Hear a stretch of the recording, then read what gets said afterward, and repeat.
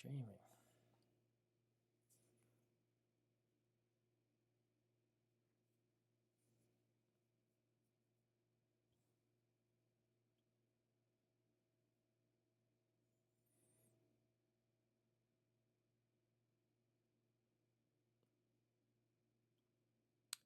Hello, we are going to try this again. I will tell you, I am not happy with technology at all. I'm quite frustrated. So this vlog is going to be the behind the scenes. So I'm going to try to be going on a little bit more so that you can kind of get to know me a little bit, understand, what I'm doing, where I'm going with this channel. So I'm getting used to the graphics, as you can see. So I got the vlog graphic up there. We've got a whole bunch of different screens. I'm going to show you all of them. Look, there we go. Okay, we got a bug. I got Leaf Academy. Oh, Leaf Academy up in that corner. So we'll get to the other screen. Here we go. Last one is so Rewards Pro right there. So if you're on Twitter or Instagram, you can find me there.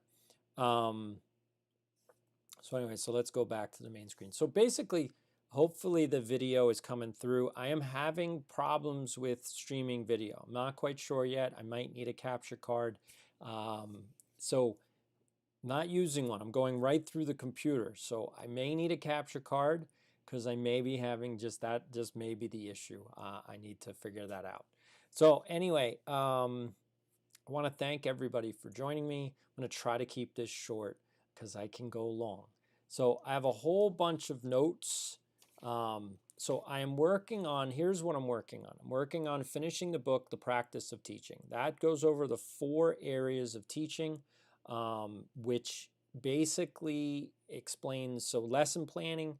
These are the 4 master areas. You need to be able to do these 4 areas without question. If you can, all of the problems that a teacher faces in a classroom, they don't go away, but they go away from a stress level.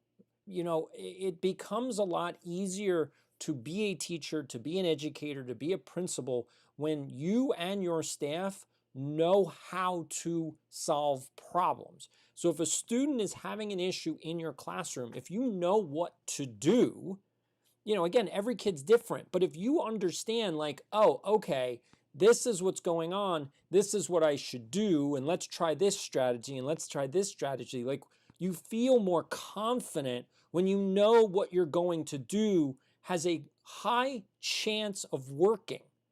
The problem comes in, and this is where burnout comes in, is when you go to school, you go to work, and your classroom is falling apart and it's chaos. Again, I'm going to put that in quotes, chaos, and you just don't know why.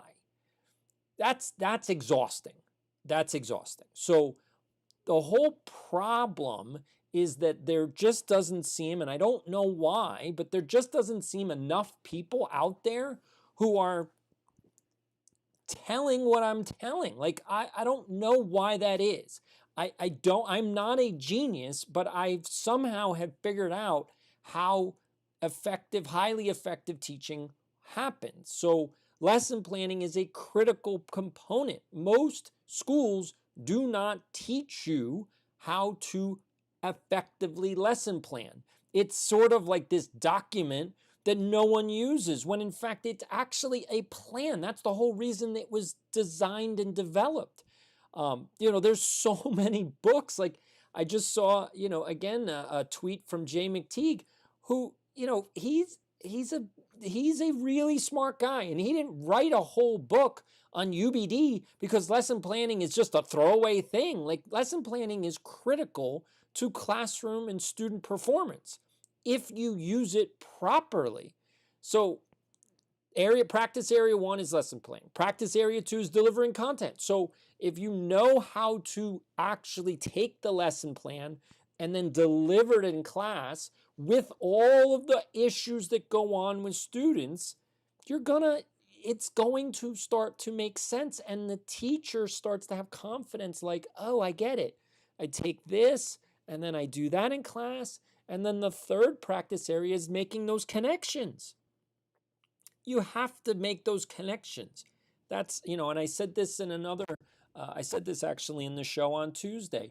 It's the scene from The Karate Kid where basically, Mr. Miyagi is showing Daniel-san wax on, wax off, and he has no idea why he's doing it. He has no idea why he's doing it. Nothing is connecting. There's no, he's doing lesson activities.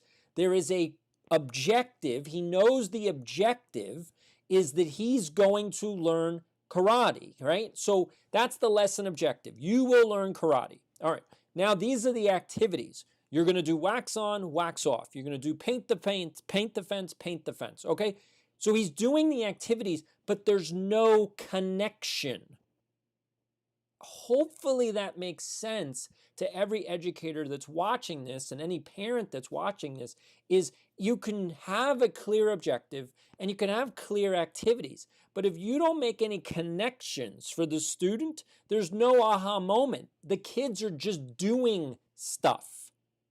And so the frustration on Daniel-san's part, Daniel, the character in the movie, Karate Kid, the frustration on his part is, when am I going to learn how to do karate? And Pat Morita, the actor that plays Mr. Miyagi, is saying, you're learning how to do karate. That's what I'm teaching you. And he's going, no, you're not. You're making me do all these chores. And he's like, no. And then he sits him down and does the connection of, look, this is blocking. Wax on, wax off, up, down, up, down. And he makes the connection for Daniel, and all of a sudden, boom, aha, epiphany. The student understands, oh, this is the lesson objective. These were the activities. This is what I'm doing. So many teachers miss that. I mean, I've done over 10,000 classroom observations. I can't tell you how many times you have a clear objective, clear lesson activities, and then the teacher forgets about making a connection. Now, it's not like they're not doing it on purpose. I know teachers don't do that on purpose. That would be crazy. But when you don't make a connection, the kids are sitting there going, I don't know why we're doing any of this.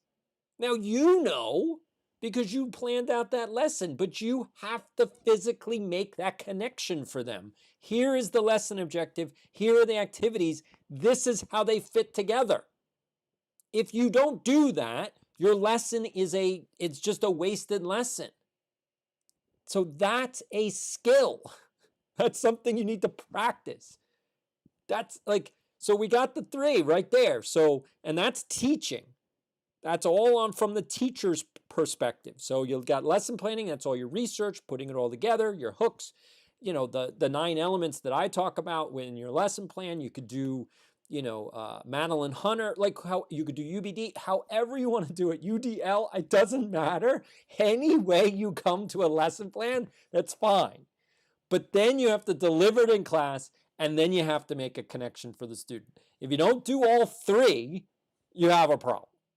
And then the 4th piece is, classroom environment, which I saw, and I'm just gonna, I can't call him out by account name because I don't remember his name. There are so many people on social media that are educators that literally, they're out here to make themselves feel better. I'm the greatest, and I'm gonna tell you how great I am. I have no interest in any of it. I don't care. I'm not here for the glory of myself. I want to fix the school system, the entire thing, K through 12. You can add in pre-K too if you want. I don't care. We need to fix this system. It's gotten to a point where everyone needs to agree that it's over. We need to fix the system, rebuild it from just rethink it, the whole thing. And I know there's a lot of people out there that are saying the same thing, but then they go off on a tangent and they're like, well, we got to teach social justice. Oh, we got to teach critical race theory. Oh, we got to teach this. We got to teach that. We got to teach that. Oh my God. Folks, there's only 5 skills you need to teach in high school. They're 21st century skills. They come from Georgetown University, Center on Education and the Workforce. That's it. If you don't like Georgetown University, I don't know what to tell you. I don't know what to tell you. Like, I can only take the best from the best and give it to you and say, why aren't we doing the best? So those 5 skills: leadership, team building, problem solving, sales, and communication. I've said them so many times, I now have them completely memorized. I don't even need graphics anymore. You probably need graphics because you can't remember them because I haven't said them enough. But we got them. Leadership, team building, problem solving, sales, communication. Leadership, team building, problem solving, sales, communication. Okay, so those are 5. That's in high school. Now, up through high school, we need to get kids up to a 4th grade literacy level and a 4th grade math level. That has to be for elementary. So that's K through 5. So hopefully we can get kids by the end of the 5th grade up to 4th grade literacy and 4th grade math. Now, not every kid's going to get there. Look, I have 20 years experience inside the school system, and it doesn't happen for every kid as quickly. It just doesn't. So that's a reality. I want to make that very, very clear. For a lot of people that don't understand, you just can't put stuff on a board and expect kids to understand it. So anyway, so that's the book, trying to get that finished for everybody. I feel like it's a critical step. And then we can start to actually talk about the next piece, which is supporting teachers. And that's the big program. So that's the high performance teacher formula, the high performance teacher program. There's now a guide for the high performance teacher program. You can get it for free. Again, you'll be able to get it for free from the main website, leafacademy.org. And I'm going to try to do the free stuff right from there, right from the beginning. So you just go there, you put in your email, get on the mailing list, and I will mail it to you. That's it. It's real simple. I'm going to do it that way because otherwise, creating all of these new landing pages, it's just a lot more work. Just go to leafacademy.org, put in your email address to get on the mailing list, and you will get all the free stuff that I create. And I am literally creating free stuff every single week. Just so leafacademy.org, leafacademy.org. It's that simple. leafacademy.org. Just go there right now. Now, there is a program running for novice teachers. It is limited, only 1,000 novice teachers. So if you're stressed out, if you're a 1st, 2nd, 3rd year teacher and you're just like, you know what, none of this is making any sense for me.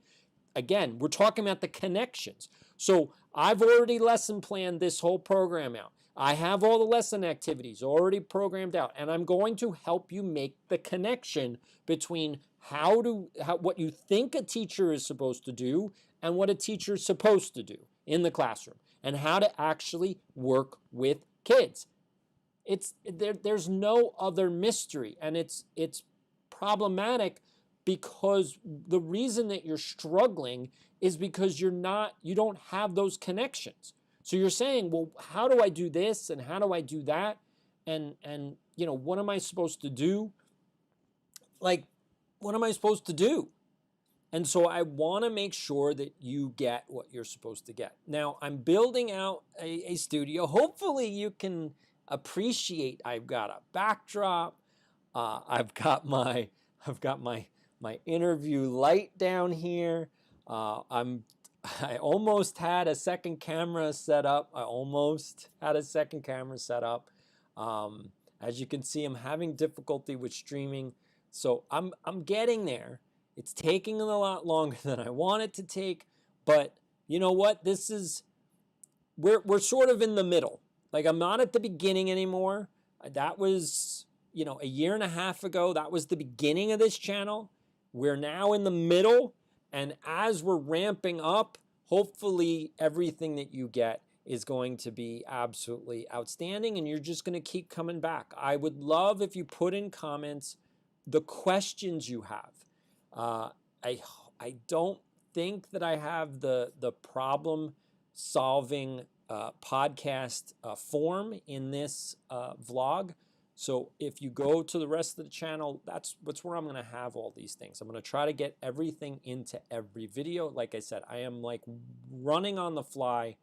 And as you can see, I'm actually making these visually different. So I figure I have a whole bunch of hockey jerseys. I'm a huge hockey fan. And so I figure I'm going to go through my Ranger ones first, and then I'll get out my other ones so that you can see that the vlog is just casual. This is what it is. I'm just talking to you. You know, so hopefully you enjoy this. If you do, please make a comment, say, hey, this is great. If you have suggestions, I'm open to suggestions. I think the YouTube community is an amazing community. I don't see too many channels that are talking about education in a real way. Like, there's a lot of channels that talk about education, but they are promoting, I don't know what they're promoting. Like, they're not on track. Let me just put it that way. So if you see anything on, you know, Common Core, 21st Century Skills, I've watched all those videos, they're off track. Okay, they're off track. I'm going to get into, that's what I'm trying to also make these videos so that it makes sense. The problem that I'm having, this is honest truth. This is the problem I'm having, is there's so much to talk about that I get lost in the volume. And I'm sure you probably feel that way sometimes too, when you're like, oh my God, there's so many problems in the world. Where do I begin? And so this is the issue. So I want to make things as simple as possible to understand so that it's easy to go, oh, that makes sense. This is what I want to do. This is what I want to participate in. This is what I want to support. This is where I'm going. So the hard part is just laying all that out. And I have to spend time, and again, that's where the notes come in, is I have to spend time with actually laying each piece out so that when I present it to you, you see the grand concept or the context of the whole thing and you go, oh, okay. So I have to make the connections for you as the audience to what we're talking about. So we have the objective, okay? So it's clear. We all have the objective. We need to rebuild the K-12 system. That's the mission, that's the objective, that's the purpose. Then there's things we need to do in order to do that. And then the third piece is making the connection to say, this is how it all comes together. So we already have the objective. Now the lesson activities is we have the Novice Teacher Development Program. We have the High Performance Teacher Program. So that takes care of all the teachers, all right? Because teachers need to be able to do those 4 things that we talked about in the book that's coming out. So lesson planning, delivery of content, making connections, and then classroom environment. So all of that comes together, and that's how we rebuild the system, because the teacher is the most important. The teacher is the center. So if we looked at the school system as a circle, in the middle of the circle is the teacher. So without the teacher, you have no system. The problem that we have is that the teacher doesn't have enough support and capacity, and that's where people are getting this wrong. If you're saying the teacher is bad, the teacher is not good, this is why. Because the teacher isn't bad. The teacher doesn't know. The struggling teacher, the teacher that has difficulty helping kids learn, is struggling because they don't know. Teachers don't walk into class and purposely just wing, like teachers don't wing it because that's the preferable stance. Teachers wing it because what principals are asking them to do is so complicated, and they provide zero explanation, that teachers are just like, I'm just going to do what I can do in the time that I have. Hopefully that makes sense. We need to reimagine that whole part of it. We need to give teachers the skills they need in order to teach the classes we want them to teach.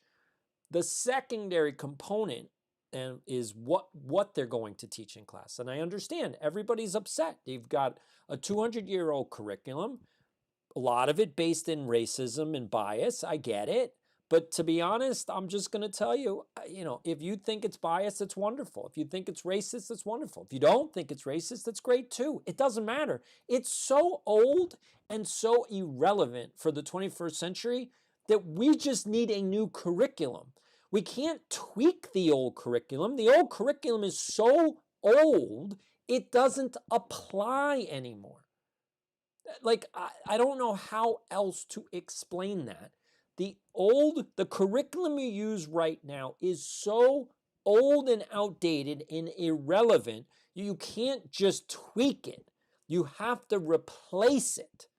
And the question is, what do you replace it with? And that's where I get to the Georgetown University study from the Center on Education and the Workforce called Workplace Basics. That's what we need to replace it with, the 5 main skills: leadership, team building, problem solving, sales, communication. And yes, sales is in there because guess what? School teachers and principals can balk all they want. Oh my God, I don't want to teach them money and sales. Well, yes, that's actually the purpose of school, is to prepare kids for their future, and every kid needs to know how to make money. I don't know what other, unless you're training kids, unless you're teaching kids how to go live in communist Russia, I don't know what you're teaching them. They need to learn how to survive in America.